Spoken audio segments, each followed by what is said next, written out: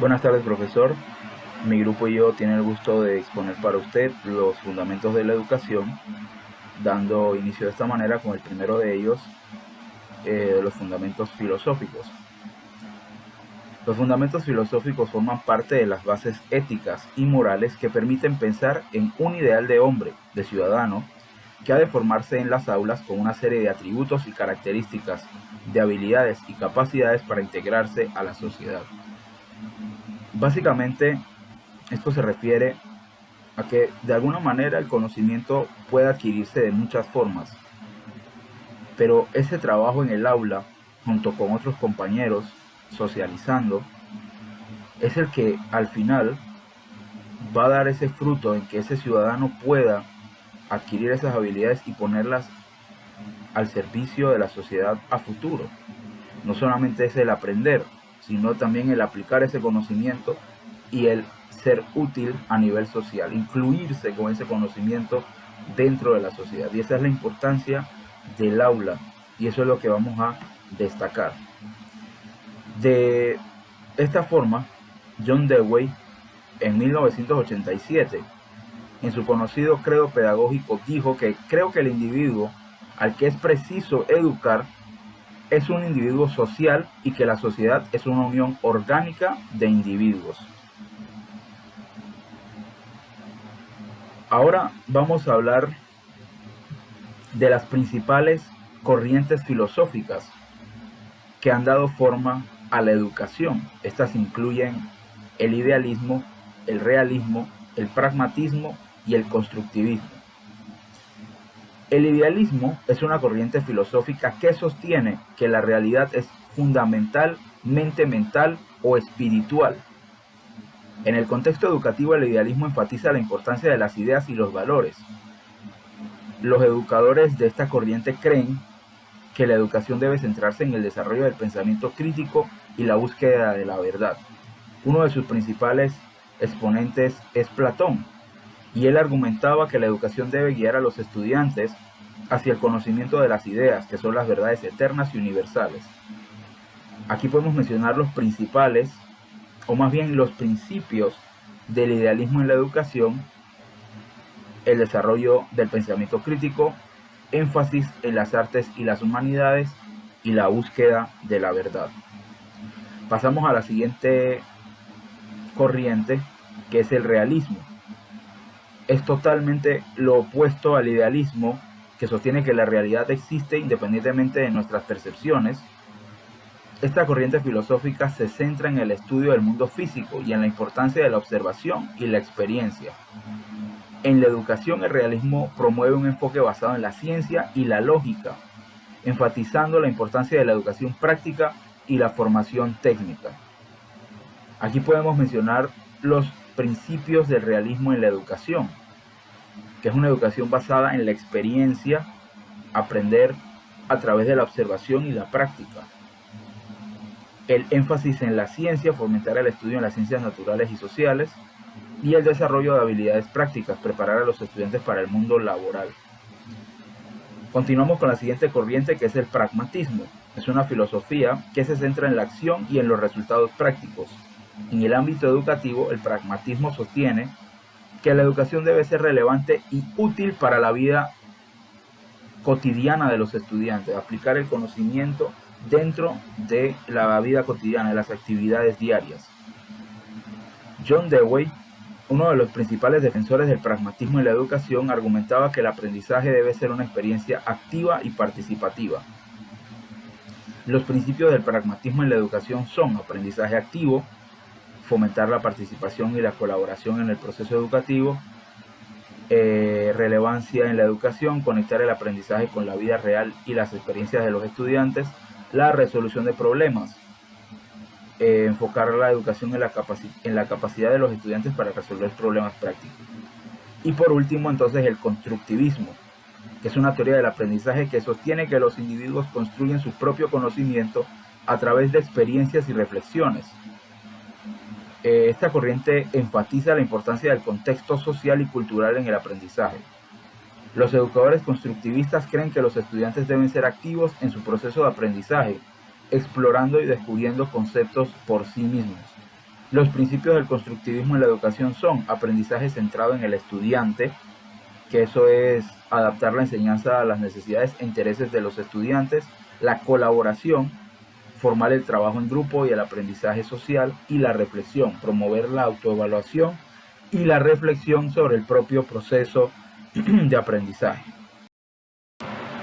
Yo creo que como educadores podemos y debemos aplicar lo mejor de cada una de estas corrientes dependiendo del tema que estemos dando. Hay temas que pues necesitan de un poco del idealismo, otros necesitan un poco más del realismo, quizás otros sean un poco más pragmáticos y otros que se pueden llevar pues a la corriente constructivista.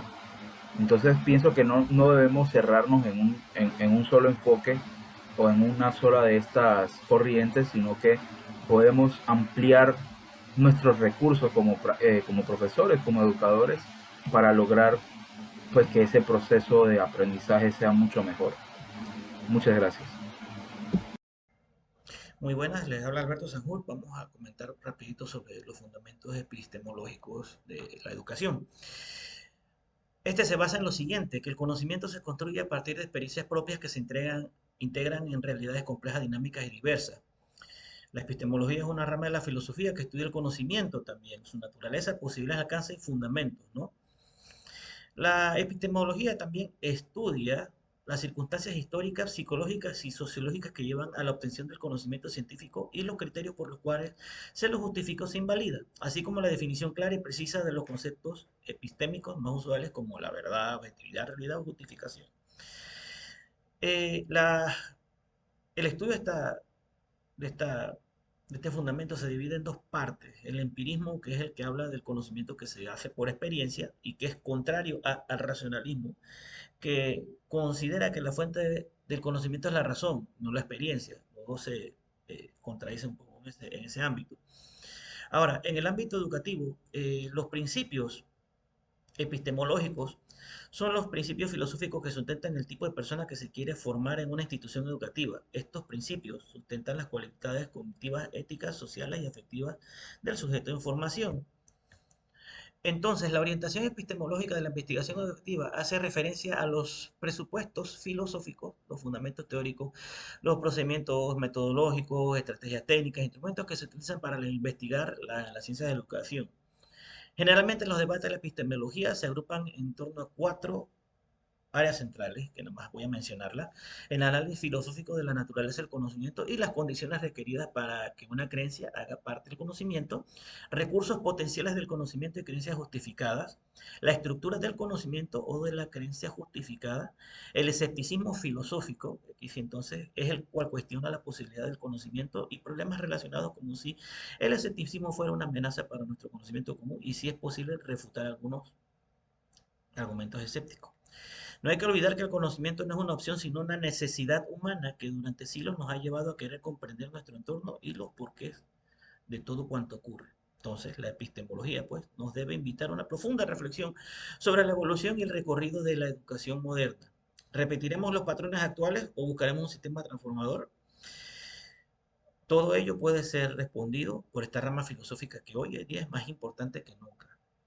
Así que hay que tener consideración de que la epistemología es totalmente importante dentro del ámbito o fundamento de la educación. Eh, Eso es todo en mi intervención. Muchas gracias y por todo. Muy buenas noches, profesor, compañeros estudiantes.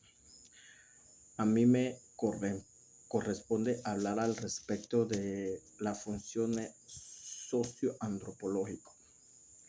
Como bien se investigó al respecto del tema, que es una ciencia que se dedica al estudio del ser humano de una forma integral, de una forma física, como los animales y su cultura.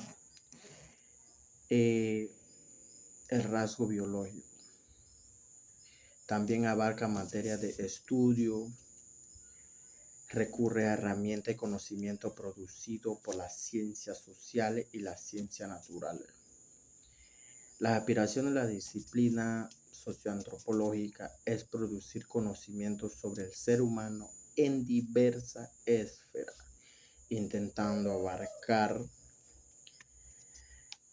tanto la estructura social de la actualidad, la evolución biológica de nuestra especie, el desarrollo y los modos de vida de pueblos que desaparece y las expresiones culturales y lingüísticas que caracterizan a la humanidad.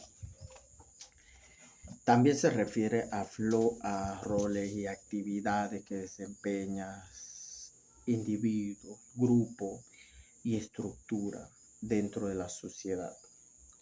La antropología estudia a los seres humanos, su vida social, cómo interactúa, cómo se adaptan en el entorno, y las funciones socioantropológicas influye aspectos clave como la cohesión social. Se refiere a las funciones sociales que ayuda a mantener a la unidad dentro de un grupo, los valores, la costumbre, transmite un sentido de pertenencia, fortaleciendo los miembros de la sociedad. También se tiene la regulación de comportamiento a través de instituciones como la familia, la educación, la religión o el derecho. Se establece mecanismos que regulan el comportamiento humano, asegurando el orden y la armonía social. Tenemos la distribución de recursos, que son las funciones socioantropológicas. También involucra todas las sociedades, distribuyen los recursos materiales, económicos y simbólicos entre sus miembros, la cual puede incluir la asignación de roles laborales, riqueza, poder, estatus. Tenemos la socialización. Es fundamental para transmitir las normas y valores de una sociedad a la nueva generación, lo que garantiza la cultura y la estructura social. Tenemos también la adaptación y cambio. Las sociedades no son estáticas, sino que responden a los cambios tanto internos como externos. Las funciones socioantropológicas analizan cómo la sociedad se adapta a los cambios. Se centra en cómo la sociedad funciona y se organiza para garantizar la cohesión, el orden, distribución de recursos y la transmisión de cultura a lo largo del tiempo. La función antropológica es un estudio amplio que ha habido científicos que se ha enfatizado a mejorar cada aspecto y dar su opinión al respecto del tema. Y la antropología se divide en varias fases que podemos mencionar, como la antropología urbana, la antropología del parentesco, la antropología de la religión. Todo esto es una etapa que conforma la socioantropología. Es la rama que se divide esta función del tema. Buenas noches, profesor. Yo le voy a hablar sobre fundamentos biológicos. Los fundamentos biológicos de la ciencia de la educación se refieren al proceso biológico que influye el aprendizaje y el desarrollo y la conducta de los estudiantes.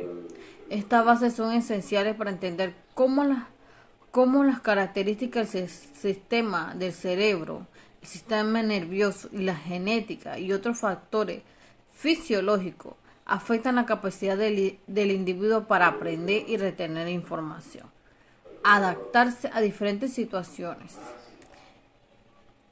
Algunos puntos fundamentales del fundamento biológico está la neurociencia, el aprendizaje. También tenemos el desarrollo cognitivo, la influencia del sistema emocional y motivacional, los factores genéticos y la atención y la memoria, y el desarrollo del lenguaje, la relación entre el sueño y el aprendizaje, la nutrición y el aprendizaje, enfermedades y trastornos biológicos. Todos estos puntos son esenciales porque todos estos puntos que acabé de mencionar influyen mucho en lo que es la educación del niño. La neurociencia estudia el cerebro y su funcionamiento. Muchas veces hay niños que tienen una capacidad de reorganizarse de formas nuevas, conexiones neuronales, especialmente durante la infancia y la adolescencia, y esto implica que el cerebro pueda adaptarse o pueda aprender nuevas habilidades a lo largo de su vida. Entonces, esto puede que ayude o afecte el aprendizaje del estudiante. También la influencia del sistema emocional y motivaciones. Las emociones tienen un impacto significativo en el aprendizaje. El cerebro procesa emociones a través del sistema límbico, que está relacionado con la memoria, la motivación y el comportamiento. Un niño desmotivado no aprende. Un niño que las emociones no sabe controlarlas tampoco aprende, porque el niño que no se queda mucho, no se queda quieto, no presta atención, no aprende. Así que todo esto es por decirlo así, una cadena que influye mucho en el aprendizaje de los niños. La atención y la memoria. El cerebro necesita estar atento para procesar y aprender nueva información. Y muchos nos damos cuenta que en la escuela hay niños que no prestan atención, que se distraen con cualquier cosa. Todo esto involucra lo que es el cerebro y esas cosas para que el niño pueda adaptarse y aprender como es debido. En el caso ejemplo, tenemos casos con niños con TDAH, que puede afectar el rendimiento escolar del niño. Tenemos el desarrollo del lenguaje, el niño que no puede expresarse bien, el niño que no puede abrir la boca para decir una palabra, entonces tiene este desarrollo de aprendizaje mínimo porque no sabe expresarse, no sabe comunicarse y le cuesta más que otro niño. La relación entre el sueño y el aprendizaje. El sueño tiene un papel crucial en el aprendizaje y la construcción de la memoria. Durante el sueño el cerebro procesa y organiza información adquirida durante el día, lo que facilita el almacenamiento y a largo plazo. El niño que no descansa y no duerme bien no tiene esa capacidad de retener, de memorizar. Es necesario que tenga esa calidad de vida de dormir como es debido. La nutrición. Omega 3 es necesario, ácidos grasos. Debe el niño alimentarse como es debido para poder entablar o aprender lo necesario. Enfermedad como trastorno biológico, como yo se lo había dicho, hiperactividad, TDAH, déficit de atención, son cosas biológicas que afectan el rendimiento escolar del estudiante. Por eso es necesario saber todos estos puntos biológicos que afectan el rendimiento de nuestros estudiantes y poder detectarlas como docentes, que es necesario. Y saber que si no podemos darnos cuenta o hacer que el niño pueda adaptarse, no presta atención. Muchas gracias. Los fundamentos psicológicos. La psicología moderna ha destacado el valor de los siguientes principios en la consideración de la estructura psíquica del ser humano. Su naturaleza compleja pero unitaria. El ser individual, tanto el niño como el adolescente y el adulto, constituyen una totalidad, una estructura somatopsíquica, compleja y al mismo tiempo unitaria. Las teorías psicológicas modernas han puesto de relieve el hecho de que la vida mental es una unidad funcional. El ser humano actúa en todo momento, en forma global, en todos los instantes de su vida. El hombre es inteligencia, sentimientos, voluntad. Su carácter genético o evolutivo. El desarrollo del hombre se realiza por etapas sucesivas que asumen un valor y un sentido propio. Así, la vida anímica del niño es totalmente distinta a la del adulto, porque sus energías y necesidades se diferencian tanto en intensidad como en naturaleza, es decir, cuantitativa y cualitativamente. También están sus variaciones individuales. Debemos destacar la importancia que para la pedagogía tiene la contribución de la psicología individual. La tipología, rama de la psicología desarrollada en el siglo XX, trata de determinar las estructuras anímicas peculiares de los individuos, independientemente de los principios de la psicología general. También podemos hablar de lo que es la herencia psicológica. Casi todos los teorizadores admiten que la transmisión de las cualidades psicológicas se efectuaría según las mismas reglas que la de la herencia biológica. En realidad, tratándose de la herencia psicológica, se emplea más bien la palabra predisposición. Se acepta que el desarrollo psicológico del ser es el resultado de predisposiciones innatas bajo el estímulo del medio. Podemos decir que el genio siempre se manifiesta cualquiera sea la educación que reciba. Los hombres que se desarrollan en un medio sumamente favorable jamás alcanzan el grado máximo de superación si no están dotados por naturaleza de altas capacidades. También podemos hablar del desarrollo psíquico. Es evidente que siendo el hombre una totalidad, una estructura somatopsíquica, el crecimiento fisiológico y el desarrollo psicológico tienen que estar estrechamente correlacionados. Sin embargo, ello no implica afirmar que exista un paralelismo absoluto entre ambos fenómenos. Antes bien, podemos destacar algunas diferencias marcadas. En primer lugar, vemos que el desarrollo biológico está más condicionado que el psíquico por los factores hereditarios. En el desarrollo psíquico, además, gravita el esfuerzo consciente del sujeto. Por último, se puede observar que lo físico presenta una autonomía mayor con respecto a lo psíquico que lo psíquico con respecto a lo físico. Y las etapas del desarrollo psíquico.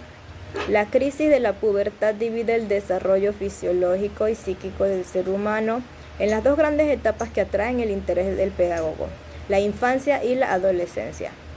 A su vez, en cada una de estas etapas se pueden distinguir diversos periodos definidos, que son la primera infancia, que va desde el nacimiento hasta los 3 años, segunda infancia entre los 3 años y los 6 o 7 años, tercera infancia, llamada también niñez, desde los 6 o 7 hasta la pubertad.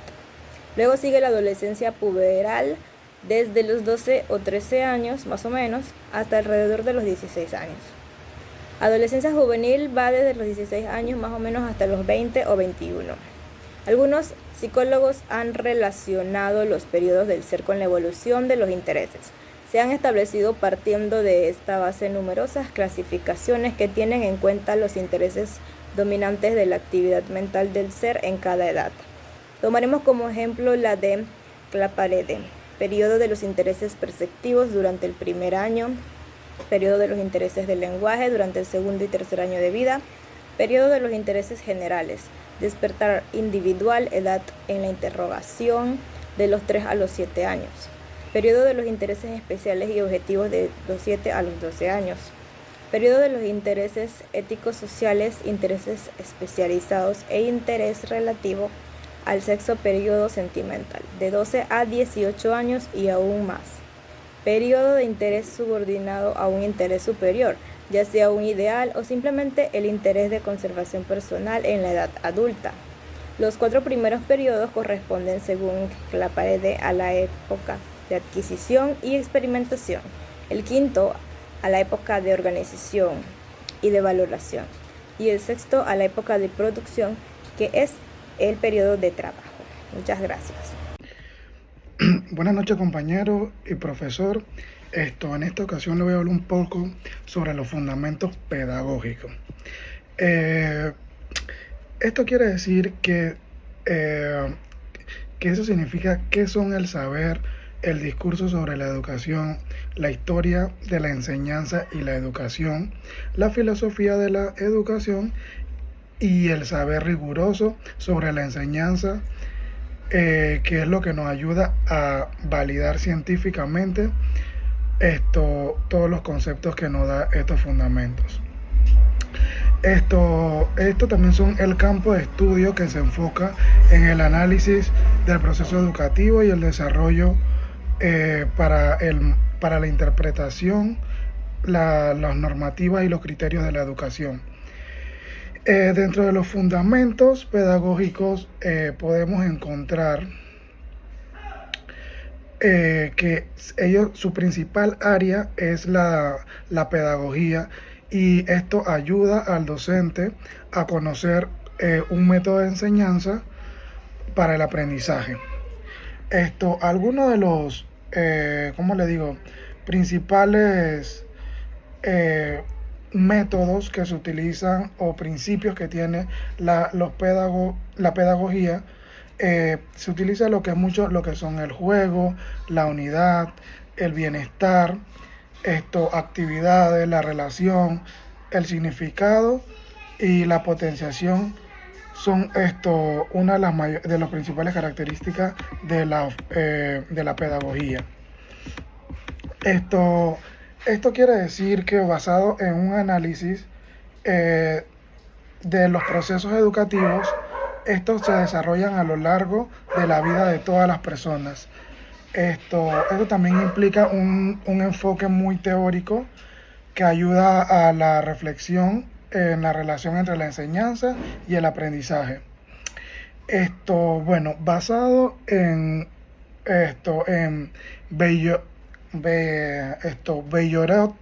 considera que los docentes pueden tener diferentes perfiles de formación y, por tanto, diferentes métodos pedagógicos. Esto quiere decir que uno como docente o como maestro busca una forma de llegar a la enseñanza del estudiante para que comprenda de la mejor manera posible, y también eso garantiza que el joven se lleve el aprendizaje y pueda desarrollarlo más adelante a lo largo de su vida. Y para ir concluyendo, también están los métodos llamados innovadores, que son admitidos por los grandes sistemas escolares, que esto ayuda a los métodos pedagógicos, aunque no son iguales. Existen más innovadores, más actuales o funcional de manera exitosa. En algunas ocasiones esto no es considerado por el docente, formador o las instituciones o los sistemas educativos. Pero al final si lo vemos con el desarrollo que ha tenido, como bien es cierto, lo que es la AI, que son es por la IA, que eso viene siendo lo que es la inteligencia artificial. Que básicamente, como el mundo ha ido evolucionando, ya podemos ver muchas cosas, avances como robots, como uno escribe en un celular y te da mucha referencia más certera, más de vivencia. Igual la tecnología en los teléfonos, que ha avanzado mucho. Entonces muchos de los métodos, no sé si lo habrán escuchado, pero está lo que es el ChatGPT, que también es un método que muchos utilizan, que te hace resúmenes, te da mucho material en cuestión de segundos. Entonces muchos de los docentes no están acorde a eso, pues les gusta lo más tradicional, que sea investigativo y todo lo demás. Pero a la vez tenemos que ser conscientes que la tecnología va avanzando y que nosotros tenemos que adaptarnos a estos ciertos sistemas que vienen nuevos. Y más que todo, la inteligencia artificial no es para desplazar al ser humano, sino que uno tiene que desarrollarse para poder analizar esa información que se recibe como tal. Y esto sería básicamente mi conclusión de lo que es la pedagogía, los fundamentos de la pedagogía. Muchas gracias.